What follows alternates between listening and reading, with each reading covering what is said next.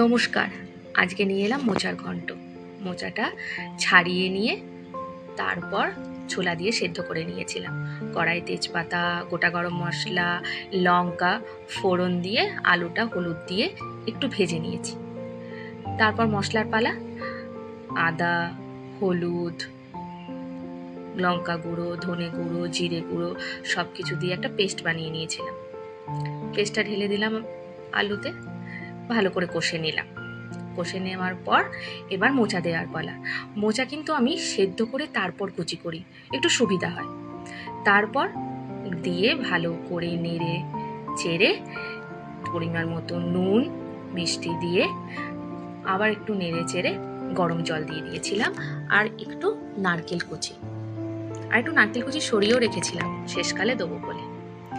তারপরে ওটা হয়ে গেলে ঘি গরম মশলা দিয়ে অল্প